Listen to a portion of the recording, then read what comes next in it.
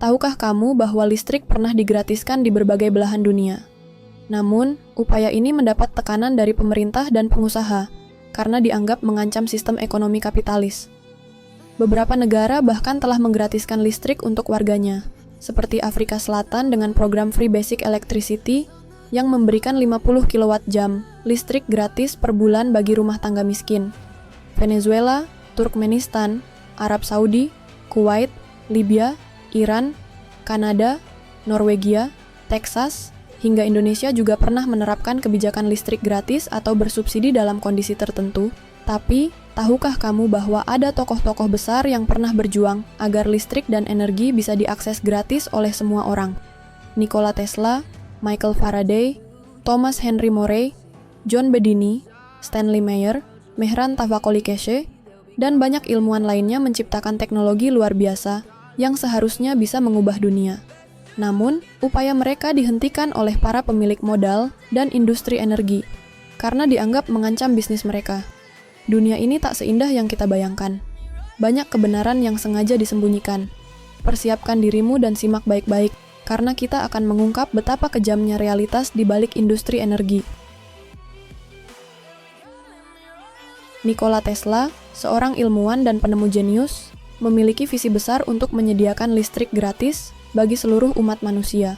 Salah satu proyeknya yang paling ambisius adalah Wardenclyffe Tower, sebuah menara yang dibangun pada awal abad ke-20 di Shoreham, New York. Tesla meyakini bahwa listrik dapat dikirimkan secara nirkabel melalui atmosfer dan tanah tanpa memerlukan kabel, sehingga siapapun di dunia dapat mengakses energi listrik tanpa biaya. Ide ini sangat revolusioner, bahkan melampaui pemikiran banyak ilmuwan sezamannya. Tesla mendapat dukungan awal dari investor seperti JP Morgan, yang awalnya tertarik dengan prospek komunikasi nirkabel. Namun, begitu Morgan menyadari bahwa proyek Tesla bertujuan untuk mendistribusikan listrik secara gratis, dukungan finansialnya langsung dihentikan. Pemerintah dan para pengusaha industri energi melihat gagasan Tesla sebagai ancaman besar terhadap model bisnis mereka. Pada saat itu, industri listrik dikendalikan oleh perusahaan-perusahaan besar seperti General Electric dan Westinghouse, yang memperoleh keuntungan dari sistem listrik berbasis kabel dan meteran.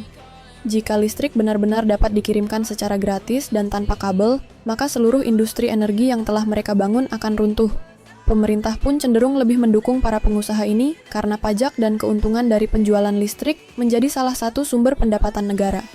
Akibatnya, proyek Wardenclyffe Tesla menghadapi berbagai kendala, termasuk kesulitan dana, tekanan politik, dan kampanye negatif yang menyebut ide Tesla sebagai ilmu sihir atau tidak masuk akal. Selain hambatan ekonomi dan politik, Tesla juga menghadapi tantangan teknis yang besar. Teknologi transmisi listrik nirkabelnya masih dalam tahap eksperimen, dan meskipun ia berhasil membuktikan bahwa energi dapat dikirimkan tanpa kabel dalam skala kecil, ia belum memiliki kesempatan untuk mengembangkan sistem yang benar-benar dapat digunakan secara luas. Ketika proyek Wardenclyffe kehabisan dana, Tesla tidak dapat menyelesaikannya, dan akhirnya menara tersebut dihancurkan pada tahun 1917. Setelah kegagalan ini, Tesla semakin terpinggirkan dari dunia sains dan industri. Meskipun banyak ide dan temuannya kemudian menjadi dasar bagi perkembangan teknologi modern, termasuk jaringan listrik dan komunikasi nirkabel yang kita gunakan saat ini. Meskipun Tesla gagal mewujudkan listrik gratis untuk dunia, visinya tetap menginspirasi banyak ilmuwan dan insinyur hingga hari ini. Konsep energi bebas atau listrik nirkabel masih menjadi topik penelitian, terutama dalam teknologi energi terbarukan dan transfer daya nirkabel jarak jauh. Namun, tantangan utama yang dihadapi Tesla masih relevan, yakni kepentingan bisnis dan politik yang mengendalikan sumber daya energi. Jika suatu hari listrik benar-benar dapat diakses tanpa biaya, maka dunia mungkin akan berubah secara drastis, dengan pengaruh besar terhadap ekonomi global dan kehidupan manusia secara keseluruhan. Tesla mungkin telah gagal dalam masanya, tetapi gagasannya tetap hidup, menunggu terobosan teknologi yang dapat mengubah dunia seperti yang ia impikan. Pemikiran Nikola Tesla tentang listrik gratis memiliki keterkaitan erat dengan kajian Karl Marx, yang menekankan kesetaraan dalam kepemilikan dan distribusi sumber daya. Marx dalam karyanya, terutama Das Kapital dan Manifesto Komunis, mengkritik sistem kapitalisme yang menurutnya menciptakan kesenjangan sosial antara kelas borjuis, pemilik modal, dan proletariat. Jika ide Tesla tentang listrik gratis berhasil diwujudkan, itu bisa menjadi ancaman besar bagi sistem kapitalis yang bergantung pada eksploitasi sumber daya demi keuntungan segelintir orang. Tesla percaya bahwa energi adalah hak fundamental manusia dan tidak seharusnya dimonopoli oleh korporasi atau pemerintah demi keuntungan semata. Hal ini sejalan dengan pemikiran Marx yang menentang eksploitasi tenaga kerja dan sumber daya alam oleh kelas elit yang berkuasa. Jika listrik dapat diakses secara gratis, maka beban ekonomi bagi masyarakat kelas bawah akan berkurang, dan kesenjangan sosial yang diciptakan oleh sistem kapitalis akan mulai terkikis. Namun, seperti yang dijelaskan oleh Marx dalam analisisnya tentang perjuangan kelas, kelompok yang memiliki kekuasaan ekonomi dan politik akan selalu berusaha mempertahankan dominasi mereka dengan berbagai cara. Dalam konteks Tesla, korporasi besar seperti General Electric dan Westinghouse, serta investor seperti JP Morgan, dapat dianalogikan sebagai kelas borjuis yang tidak ingin kehilangan kendali atas industri listrik. Mereka menyadari bahwa jika listrik menjadi gratis dan tidak dapat dimonetisasi, maka mereka akan kehilangan kekayaan dan pengaruhnya atas masyarakat. Pemerintah, yang seringkali bertindak sebagai perpanjangan tangan kepentingan kapitalis, turut serta dalam menekan Tesla dengan berbagai cara, termasuk membatasi pendanaannya dan menghancurkan proyek Wardenclyffe. Ini adalah bukti nyata dari tesis Marx bahwa sistem kapitalisme tidak hanya menciptakan kesenjangan, tetapi juga mempertahankannya dengan menyingkirkan siapapun yang berusaha menciptakan sistem yang lebih adil dan egaliter. Jika Tesla berhasil, mungkin dunia akan lebih dekat dengan visi Marx tentang masyarakat tanpa kelas, di mana sumber daya seperti listrik tidak dikendalikan oleh segelintir elit, melainkan didistribusikan secara adil untuk kesejahteraan semua orang. Selain Karl Marx, gagasan Tesla tentang listrik gratis juga dapat dikaitkan dengan pemikiran Jean-Jacques Rousseau, seorang filsuf dari era pencerahan yang banyak berbicara tentang kebebasan dan hak alamiah manusia. Dalam karyanya The Social Contract, Rousseau berpendapat bahwa manusia pada dasarnya memiliki hak-hak alami yang seharusnya tidak dimonopoli oleh kelompok tertentu. Ia mengkritik bagaimana masyarakat modern telah menciptakan sistem kepemilikan yang justru membelenggu manusia, alih-alih membebaskannya. Jika diterapkan pada kasus Tesla, listrik dapat dianggap sebagai salah satu hak alamiah manusia, seperti udara dan air, yang seharusnya dapat diakses secara bebas oleh siapa saja tanpa dikendalikan oleh pihak-pihak berkepentingan. Tesla sendiri tidak tertarik untuk menguasai atau memperdagangkan temuannya demi kekayaan pribadi, tetapi lebih ingin membebaskan manusia dari ketergantungan terhadap perusahaan listrik yang memanfaatkan kebutuhan dasar ini sebagai alat kontrol ekonomi dan sosial. Pemikiran ini sejalan dengan kritik Rousseau terhadap bagaimana kepemilikan privat telah menciptakan ketimpangan dan ketidakadilan dalam masyarakat. Selain itu, pemikiran Tesla juga dapat dikaitkan dengan Peter Kropotkin, seorang filsuf anarkis yang mengembangkan teori mutual aid atau gotong royong sebagai alternatif terhadap sistem kapitalis dan negara otoriter. Kropotkin berargumen bahwa kerjasama dan solidaritas, bukan kompetisi atau kepemilikan pribadi, adalah prinsip utama yang memungkinkan umat manusia berkembang. Jika listrik dapat diakses secara gratis, hal ini akan memperkuat prinsip mutual aid, di mana masyarakat dapat berbagi sumber daya tanpa harus tunduk pada struktur ekonomi kapitalis yang menuntut pembayaran untuk segala hal. Konsep Tesla mengenai distribusi listrik nirkabel dapat dipandang sebagai wujud nyata dari gagasan anarkis Kropotkin, di mana teknologi dan ilmu pengetahuan digunakan bukan untuk mengontrol atau memperkaya segelintir orang, tetapi untuk memperkuat kemandirian dan kebebasan masyarakat secara kolektif. Sayangnya, seperti yang terjadi dalam sejarah, sistem kapitalis dan kepentingan korporasi selalu berusaha menggagalkan ide-ide revolusioner semacam ini, karena mengancam status quo dan monopoli ekonomi yang sudah mereka bangun. Tesla, seperti banyak pemikir radikal sebelum dan sesudahnya, akhirnya harus menghadapi kenyataan pahit bahwa kekuatan modal dan politik seringkali lebih kuat daripada idealisme dan inovasi demi kesejahteraan bersama. Selain Nikola Tesla, beberapa ilmuwan dan inovator lain juga berusaha mencari cara agar listrik dapat diakses secara murah atau bahkan gratis. Michael Faraday mungkin tidak secara eksplisit mengusulkan listrik gratis, tetapi kontribusinya dalam dunia elektromagnetisme membuka jalan bagi generasi ilmuwan setelahnya. untuk menciptakan sistem listrik yang lebih mudah diakses. Penemuan induksi elektromagnetik oleh Faraday pada tahun 1831 menjadi dasar bagi generator listrik modern, yang memungkinkan produksi listrik dalam jumlah besar. Faraday sendiri berasal dari latar belakang yang sederhana dan percaya bahwa ilmu pengetahuan harus digunakan untuk kemaslahatan semua orang, bukan hanya untuk mereka yang memiliki kekayaan atau kekuasaan. Ia mengabdikan hidupnya untuk memahami sifat listrik dan magnetisme, meskipun awalnya tidak memiliki pendidikan formal dalam bidang tersebut. Penemuannya membuat banyak pihak, terutama industri dan pemerintah, mulai mengeksploitasi listrik sebagai komoditas yang dapat diperjualbelikan. Meskipun pada awalnya ia berharap listrik dapat digunakan secara lebih luas dan tidak hanya dikendalikan oleh segelintir orang. Faraday juga menolak sistem paten dan lebih memilih membagikan temuannya kepada dunia tanpa mengharapkan keuntungan pribadi.